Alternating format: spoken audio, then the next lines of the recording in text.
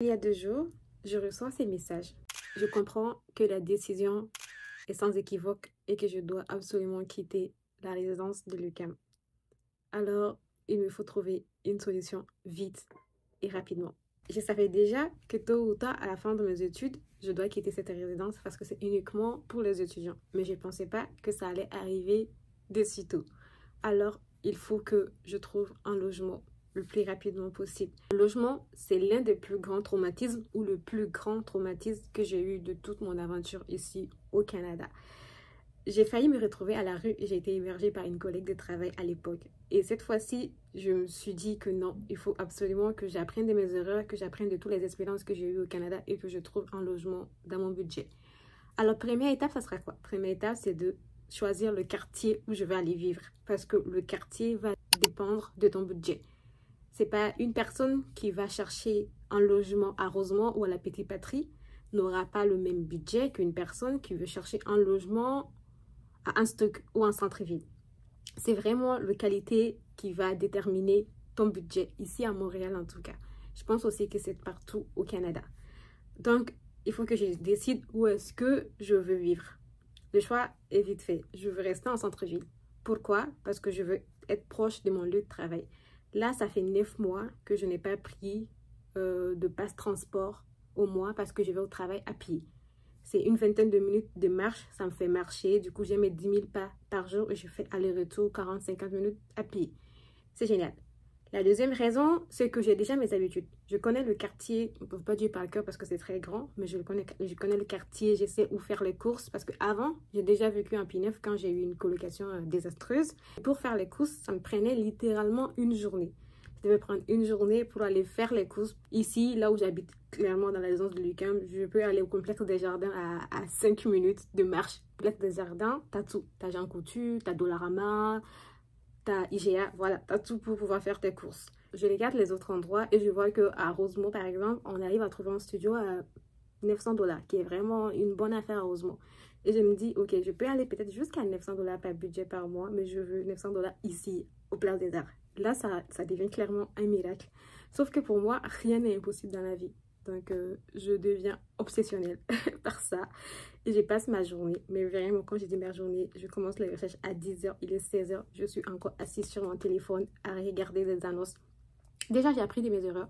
Je sais ce qu'il faut faire, ce qu'il ne faut pas faire. Et j'ai changé beaucoup, énormément d'approches que j'avais avant. Je suis passée à 1000 mots avant quand j'envoyais un message pour me décrire parce que je pensais que c'était ça que les personnes voulaient. Je disais comme quoi je suis nouvelle au Canada, j'aime tout ce que j'aime, genre mes passions, j'aime quelqu'un de respectueux. Voilà, je faisais un bio, littéralement un livre et j'avais 0 réponse. Et là, je suis passée au simple, basique. J'ai un emploi stable, j'ai des revenus, je peux vous porter tous les garants que vous voulez, les papiers que vous voulez. Quand est-ce que je peux passer pour une visite? C'est professionnel, c'est clean, c'est génial. Et je ne sais pas si le changement de nom a eu une quelconque différence, mais j'ai juste pris un pseudo Ivana. Et franchement, avant, j'avais 0 réponse. Et là, je t'ai répondu, tout simplement. Et là, c'est déjà une victoire. Parce qu'avant, on me répondait littéralement pas. Du coup, là, au moins, j'avais des réponses. J'avais des réponses, sauf que à une fois l'adresse donnée, je me rends compte que c'est très long. Que et si jamais je pars là-bas, ça va me prendre 1 heure de trajet pour venir au travail. Et 1 heure de trajet, c'est long pour moi. Surtout que c'est des bus. Moi, ça fait des mois que je prends plus de bus. Je fais tout à pied. J'aime pas être dépendant des transports en commun. C'est pour ça que je fais tout à pied. Je vais à la salle de sport à pied, je vais au travail à pied. En fait, je fais littéralement toute ma vie à pied. Donc, je me rends compte que en fait, la tâche va être très difficile, sauf que je deviens vite obsessionnelle. J'arrive plus à rien faire. C'est-à-dire que je dois rompre le jeûne. Littéralement, il est temps de rompre le jeûne. Je suis encore sur mon téléphone en train de chercher des endroits. Je bois juste de l'eau et je continue mes recherches. Je passe 2 jours sur ça. Je peux te dire que j'ai tout fouillé. J'ai déjà vu plusieurs magnifiques sites qui me permettent de filtrer mes recherches. Je peux te mettre tous les sites et leurs petites descriptions. Je peux déjà, des fois je parle très rapidement. J'espère que tu comprends ce que je veux dire. Je peux te mettre tous les sites où j'ai fait mes recherches avec une petite description pour que tu puisses savoir c'est quoi la particularité de ces sites-là. Du coup, je commence mes recherches et je trouve finalement hier à la fin de journée, je tombe sur une offre hyper intéressante. C'est un studio Et je me dis, c'est dans mon budget, c'est 800$, littéralement pile dans mon budget. Et je me dis, il faut que je parte visiter. J'envoie une description de moi, je lui dis, je suis intéressée, j'ai un emploi stable, je veux clairement venir visiter. Elle me dit, ok, viens. Elle est à 10 minutes à pied de chez moi, quoi. Genre, je me dis, ok, j'arrive tout de suite là, je suis à côté là. Je pars visiter. Franchement, l'endroit est cosy. Je vous mets les photos si vous voulez. C'est vraiment bien. Dans mon budget, le quartier est génial. C'est à 4 minutes de ma salle de sport, là où je vais m'entraîner tous les jours. Ici, là où j'habite, c'est à 10 minutes. Du coup, c'est encore plus proche de là où je pars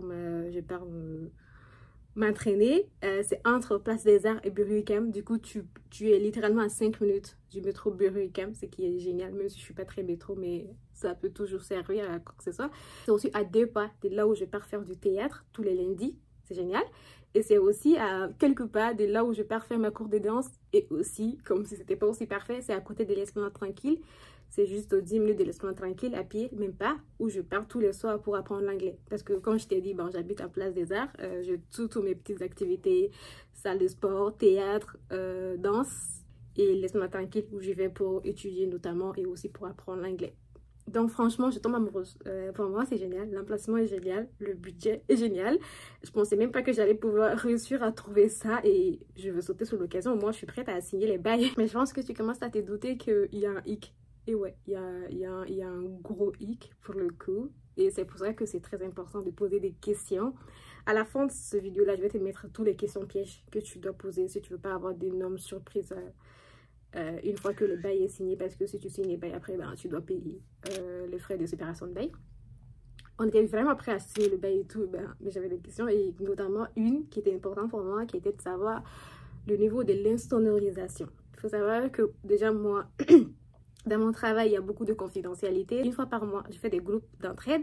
Et pendant ces groupes-là, bon, tout ce qui est dit dans la salle doit rester confidentiel. Ça ne doit pas sortir. Du coup, c'est important pour moi que l'endroit où je suis, ça soit insonorisé, que les suivis que je fais, il n'y a pas de dissonance qui sort. Je ne sais pas, même des petits bruits. C'est très important, la confidentialité ici. On signe des contrats et je suis très à cheval sur ça. Mon employeur est très à cheval sur ça. Donc, c'était une des questions.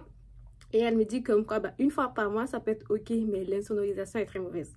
Comment ça, c'est très mauvaise? C'est tellement mauvaise que tu n'as littéralement pas le droit d'avoir des visites après 23 h parce que les voisins peuvent attendre. Sauf que non, ça ne me va pas. Déjà, il y a ça. Et aussi, il y a YouTube. Genre, je veux dire, je veux être youtubeuse, je veux faire des vidéos YouTube. Et je cherche quelque chose pour du long terme. On peut dire, bah, OK, tu peux accepter ça et tu peux aller faire tes vidéos YouTube dehors. Sauf que moi, je cherche quelque chose sur de long terme où je peux aller. Je ne veux pas déménager tous les 4 du mois. Donc, surtout que le déménagement, c'est tellement stressant et anxiétant. Ces 2 derniers jours, je peux te jurer que j'ai mal dormi.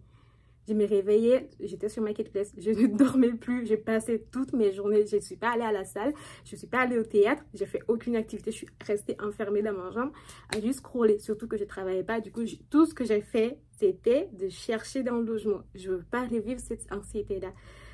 Donc, je me rends compte que le rêve est vite tombé en l'eau et que ben, ça ne sera pas pour moi parce que même eux, ils ne veulent pas quelqu'un qui soit en télétravail, ils ne veulent pas être quelqu'un qui fasse des vidéos YouTube. Donc, j'étais trop heureuse quand j'ai cru que c'était ma chance.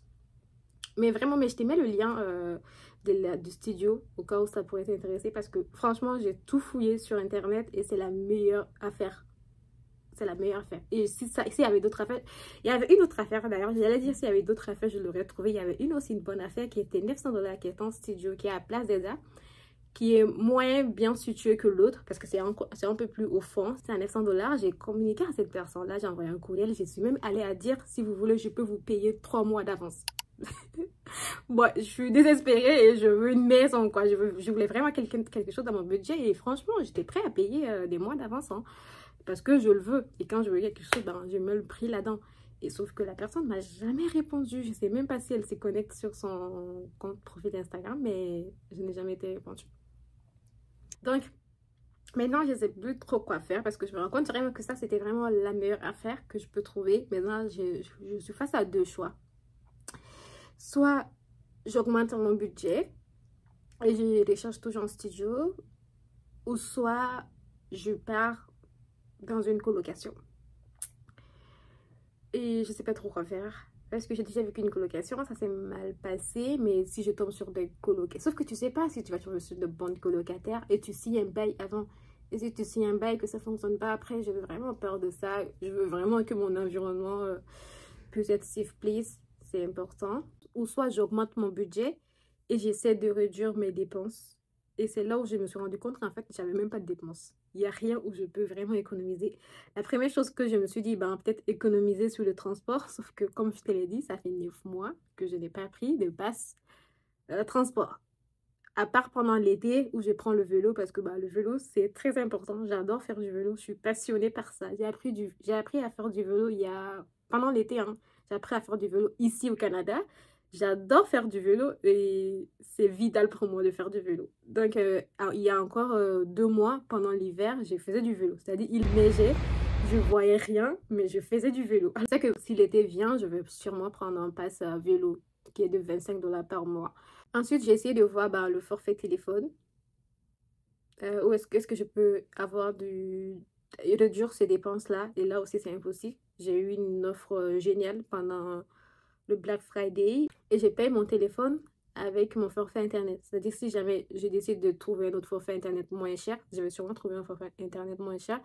Mais il faut que je paye tout le téléphone, vu que j'ai mon téléphone à crédit, que je paye par mois et qu'il me reste une année à payer. Du coup, il faut que je paye toute cette somme d'argent-là que je passe sur moi. Peut-être que j'ai, mais que j'ai pas envie de mettre ça sur... mais c'est pas vraiment une offre intéressante pour moi. Donc là non plus, je peux pas réduire. Ou parce que j'ai pas de dépenses en fait. Je fais pas de dépenses. C'est pour ça que je disais tout à l'heure que j'ai pas de dépenses loisirs parce que Place des Arts m'émerveille déjà assez. Euh, Ensuite, où est-ce que je peux retirer quelque chose? Les abonnements, sauf que j'ai pas d'abonnement. J'ai pas d'abonnement Netflix. L'abonnement Netflix que j'ai, c'est une amie qui paye. L'abonnement Prime Video, c'est Prime Video étudiant que j'ai pour 6 mois.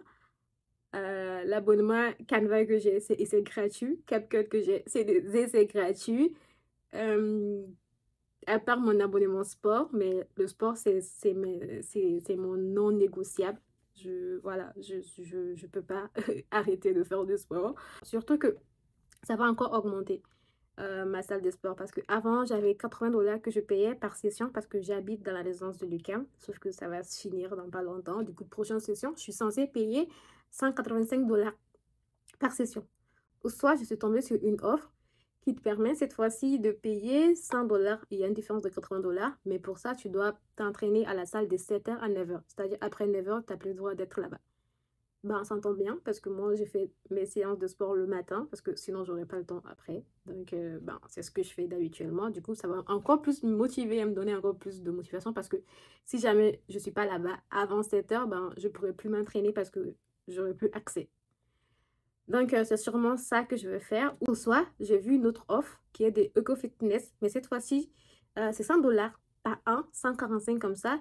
Et tu peux t'entraîner que 3 fois dans la semaine. C'est quand même peu parce que moi, je m'entraîne limite 7 fois, 7 jours sur 7. Mais je peux m'entraîner de la maison. Du coup, il faudrait que je trouve quand même un espace où je pourrais m'entraîner de chez moi. Fait maison, genre peut-être 2 séances maison et 3 séances au sport. Du coup, ça sera vendredi, samedi et dimanche. Mais toujours, ça sera toujours une augmentation de budget parce que je passe de 80 $ au centre sportif de l'UQAM parce que j'avais le rabais de la résidence de l'UQAM à 100 $. Donc, c'est de l'augmentation plutôt que du rabais là-dedans. En termes de nourriture, je prépare aux semaines. En épicerie, je fais déjà assez de rabais. Je fais beaucoup, beaucoup de rabais sur ça. Je suis tombée sur pas mal d'applications qui t'aident à faire de gros rabais sur l'épicerie. Donc, je suis déjà en période rabais. Il n'y a pas moyen de faire plus de rabais que ça. Mais d'ailleurs, si ça t'intéresse, j'ai déjà tourné. En fait, j'ai déjà tourné la vidéo, mais c'est juste, ça prend juste de temps pour le monter, pour te partager tous ces bons plans que j'ai trouvés récemment. C'est vraiment, ça me fait des rabais à quoi, 100, 200 $ par mois maintenant. Donc, c'est très intéressant. En fait, là, j'ai un peu l'impression que c'est un problème des riches, ce que j'ai. Il y a quand même des gens qui sont dans la rue et qui n'ont pas de logement. En fait, ils n'ont pas de moyens de se payer un logement. Moi, j'arrive quand même à avoir des économies et à pouvoir me payer un logement, mais je suis en train de me dire, oh, studio ou colocation, alors qu'il y a des gens qui n'ont littéralement pas d'endroit où habiter. Ça, c'est...